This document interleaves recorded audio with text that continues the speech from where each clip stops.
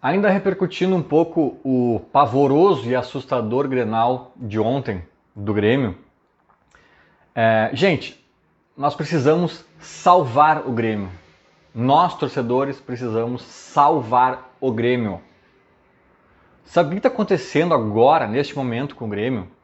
Sabe aqueles filmes, aquelas séries que a gente assiste, em que tem lá uma família normal, uma pessoa normal, um cidadão, uma cidadã, e de repente um emaranhado de acontecimentos vai colocando aquela pessoa numa situação extrema, que ela nunca imaginou, né, que estivesse passando por aquilo. Sei lá, um casal tá na estrada, distraído, atropela uma pessoa e de repente tem que esconder o corpo, e quando vê isso aí, para esconder o corpo, eles têm que cometer mais algum pequeno crime, e aí para cobertar, eles têm que matar uma pessoa que viu eles escondendo o corpo, aí daqui a pouco eles estão num emaranhado de coisas e, sabe, tem momentos da trama que geralmente alguém diz, cara, o que a gente tá fazendo? O que aconteceu com a gente? Quem viu Breaking Bad, né, é uma boa referência também, né, um professor de química, pacato, né, que teve uma doença lá, um câncer, uma coisa grave, e de repente ele precisa pagar um tratamento muito caro, e aí ele vende metanfetamina para um cara ali que por acaso ele descobre que era um ex-aluno dele, meio viciado e não sei o quê, e a coisa vai escalando, chega no momento que a vida dele virou assim uma loucura, o cara enfiado, metido com máfia mexicana, com traficantes e polícia e não sei o quê, sabe? E em alguns momentos dessas tramas, quando a coisa muda assim, né, de figura radicalmente, alguém sempre se dá conta, cara, só um pouquinho, o que está acontecendo com a minha vida? O que eu estou fazendo? O que a gente está fazendo? Sabe? Porque nunca é uma mudança tão radical assim em um ato. Esse é meu ponto. Sempre são assim, aconteceu isso aqui, daí a partir disso desencadeou mais duas, três coisas, daí a partir disso escalou para não sei onde.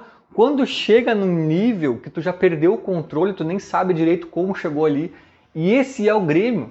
E nós mesmos, torcedores, mesmo indignados e fiscalizando e criticando, nós mesmos já naturalizamos algumas coisas que acontecem no Grêmio devido ao fato de que vem acontecendo há tempos.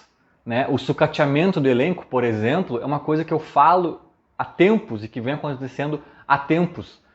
Hoje a gente entra num Grenal com Rildo, Elias e Janderson na linha de frente e a gente meio que tá dizendo, vamos lá, o Inter tá mal, de repente rola, sabe? A gente chegou num nível assim que, cara, vamos chegar nessa parte do filme que a gente para e fala, cara, o que tá acontecendo? A gente foi rebaixado, manteve o mesmo treinador, o mesmo departamento de futebol inteiro, boa parte dos atletas. Só um pouquinho, cara, como é que a gente chegou aqui? Como é que a gente naturalizou isso, cara? Como a gente naturalizou? Claro que a gente criticou, mas, cara, a gente tinha que ter ido pra arena para fazer protesto na frente de portão.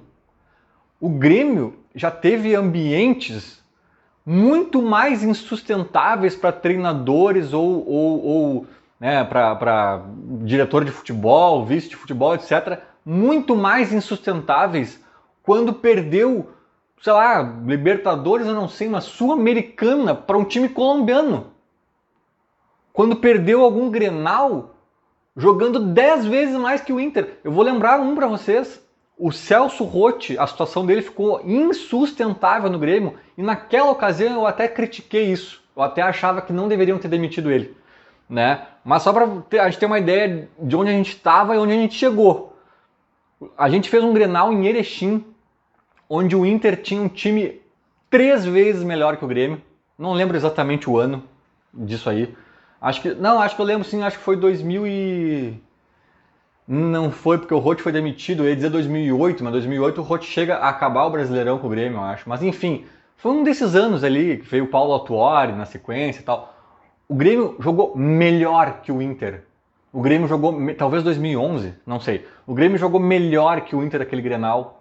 No finalzinho do jogo, o Nilmar, que era um cara muito bom de bola, para quem não lembra, o Nilmar do Inter, arranca do meio de campo, de trás do meio de campo, O alemão Adilson, volante do Grêmio, tem a chance de fazer uma falta e matar ali a jogada no meio do campo. Ele não faz, o Nilmar invade a área e faz o gol. O Inter ganha de 1-0 e o Roth é demitido liderando a Libertadores. O Grêmio liderava a Libertadores no geral. No geral, era a maior pontuação de toda a Libertadores na fase de grupos. Daí a gente fica 40 dias sem técnico, vem o Paulo Autuori, foi uma fiasqueira. 2009? Não sei. Agora acho que foi 2009, talvez. Não sei, não tenho certeza, não interessa. Agora, cara, a gente vê um sucateamento do elenco, a gente vê vice de futebol atrás de vice de futebol perdidos, desconectados da realidade, sem entender de futebol, dando declarações aos microfones irritantes. Não felizes, como se não fosse o suficiente, o Grêmio cai, o Grêmio é rebaixado com uma folha de 15 milhões de reais por mês. E o nosso treinador fica, a comissão técnica fica, o departamento de futebol fica e nós estamos anestesiados. Anestesiados, cara. Sério, assim, não que eu não tivesse essa opinião antes, eu já falei aqui 1000 vezes, mas ontem caiu uma ficha de que, tipo, cara, não caiu ninguém depois desse Grenal, que eles mesmos admitem foi o pior Grenal que a gente já viu na vida, talvez. Foi patético o que aconteceu. E não caiu ninguém, e nós não estamos batendo nessa tecla desesperadamente. O Grêmio tem uma oportunidade nas mãos, que o Roger mesmo falou na entrevista ontem, que o grupo é curto, o grupo é pequeno. E é mesmo, ele teve que botar o Wesley no ataque, quem é o Wesley? Sabe? Tem posições que simplesmente não tem quem botar, o Rodrigues tem que jogar de lateral direito. Mas neste grupo pequeno está a oportunidade de limpar o departamento de futebol, tirar esse bando de incompetente que destruiu o Grêmio, uns mais, uns menos, mas todos, até o Denis Abraão que entrou ontem, já tem dedo nessa bosta toda que a gente está vivendo.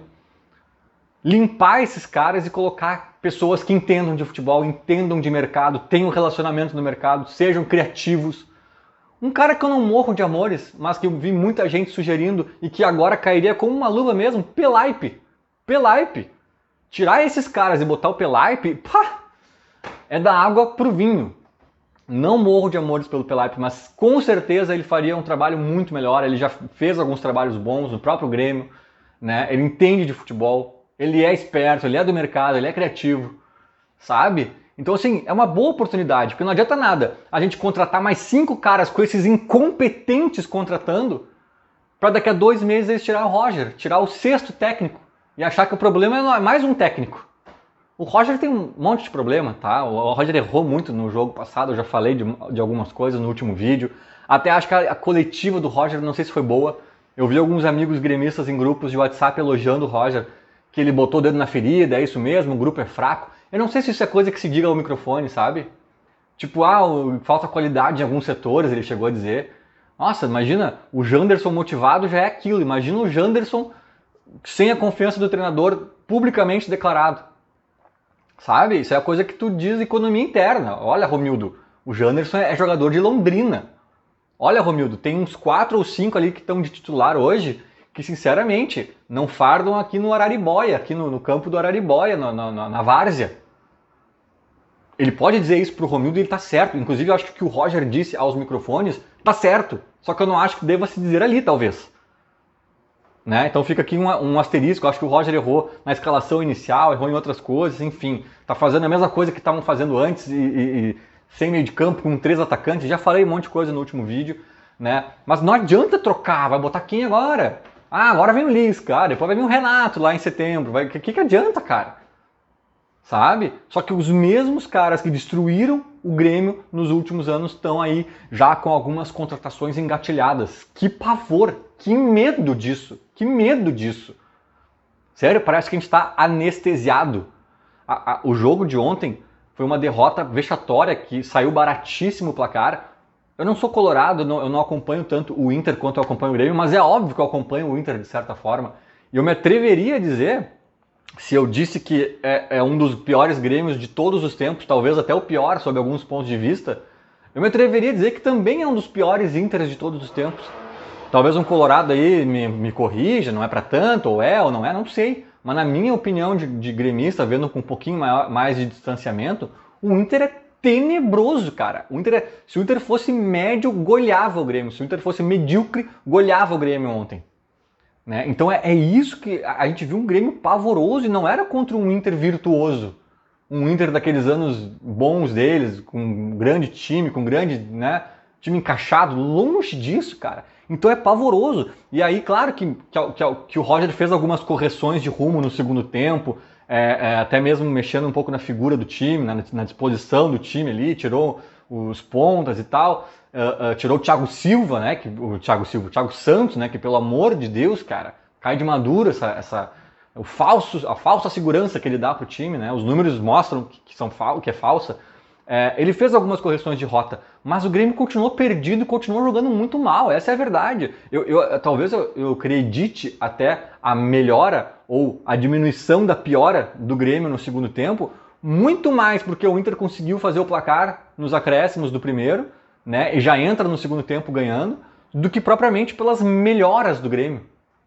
O Inter tá ganhando um Grenal, que tá todo mundo ali meio em crise. Tu não vai sair aloprado pra cima, teu time ainda tá se encaixando, tu ainda tá cheio de pressão na tua panela ali. Tu não vai. Não, cara, é natural que o Inter não ataque mais com o mesmo afã, com a mesma. É natural, cara. A melhora do Grêmio, na minha visão, é que o placar foi construído no final do primeiro tempo e entra no segundo o Inter um pouquinho mais esperando. E mesmo assim o Grêmio não soube o que fazer nesse cenário. O Grêmio não foi pra cima, e agora é pressão, e agora não. O Inter meio que deixou o Grêmio jogar um pouco mais, e o Grêmio não jogou bosta nenhuma, cara. Continuou patético. Foi uma das coisas mais assustadoras que eu já vi nos últimos tempos. E aí o Denis Abraão diz na entrevista que sabe os motivos, tem o diagnóstico dos problemas, não sabe bosta nenhuma. Se soubesse, tinha feito meses atrás alguma coisa, não sabe nada que tá acontecendo, é um perdido, é um ultrapassado, cara. Um baita gremista, legal, gente boa, deve ser, mas não basta, cara. O futebol não é mais esse amadorismo. Não basta ser amigo do rei, não basta ser gremistão, não basta ter sobrenome de parente que já foi do Grêmio, ou história, que já trabalhou com o Koff, que não sei o quê. Foda-se, velho, foda-se. Futebol não permite mais esse amadorismo. Não é casa da mãe Joana, sabe? Então ele não sabe nada. Aliás, ele diz que sabe os motivos, e ele dizia ano passado também. Que ele chegava e sabia o que tinha que fazer, quer fazer uma limpa, quem quer, quem não quer, não quer. Então ele não sabe bosta nenhuma. Não sabe bosta nenhuma. E fica dizendo que ainda tem muito a contribuir para o Grêmio. Não contribuiu nada, cara. Cadê esse teu muito aí a contribuir para o Grêmio?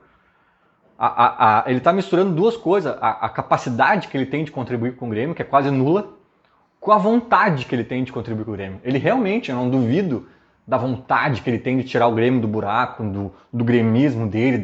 Não, tipo assim, perguntaram se ele ia pedir o chapéu, né? Ele disse, não, imagina, eu acho que ele se considera um desertor se ele fizer isso, um traidor do Grêmio, né? Pelo contrário, cara, muito ajudaria. Quando essa pergunta foi feita, não é no sentido de, tipo, testar a tua lealdade ao clube. Não é nesse sentido, não. Imagina, eu vou ficar. Quanto mais a gente perde, mais eu me fortaleço. Chegou a dizer esse absurdo. É o Rambo, virou o Rambo, então, porque... Mas não é esse o ponto. A gente não está aqui testando a tua resiliência e o teu gremismo. A gente está apavorado com o que a gente está vendo. E a gente está vendo tu aí há meses à frente desse setor, desse departamento aí do clube, inoperante, com outros incompetentes cercando também. Cara, é triste, é muito triste, e nós estamos anestesiados. Eu até falei no meu Twitter hoje que quando um time é rebaixado no primeiro ano de gestão de um presidente, eu tenho uma tese, né, antiga, que eu acho que cada caso é um caso, é óbvio, tem que analisar, mas eu acho que muitas vezes quando isso acontece, também um pouco devido a uma herança maldita. Claro que o presidente em exercício pode já ter cometido erros fatais e não ter sabido contornar algumas situações. É claro que tudo não é tão preto no branco, culpa de um ou do outro, às vezes é meio misturado. Mas eu acho que muitas vezes tem herança maldita de gestões anteriores que explodem na seguinte. Agora tu imagina um cara que é rebaixado, um presidente que é rebaixado no seu sétimo ano de mandato. Sétimo, o cara construiu do início ao fim, de cabo a rabo. Não tem um resquício, não tem um pingo de nenhuma gestão anterior esse rebaixamento do Grêmio. A gestão Romildo construiu o primeiro tijolinho e o último desse rebaixamento. E aí a minha tese até serve para o contrário. A minha tese serve para os títulos. Aqueles títulos, sim, talvez não, com certeza foram heranças benditas. Foi um time meio pronto já que estava ali, que precisava de alguns ajustes pontuais. Alguns eles conseguiram por sorte, talvez outros por méritos, mas até é difícil de pontuar quais. E dali em diante foi só ladeira abaixo, foi só um sucateamento do elenco do Grêmio, baseado em arrogância, né? Começou a criticar, saiu do Twitter, saiu das redes sociais, arrogância e desconhecimento de mercado e de futebol. A gente está muito lascado. Oremos. Feito, era mais ou menos isso. Falou. Abraço.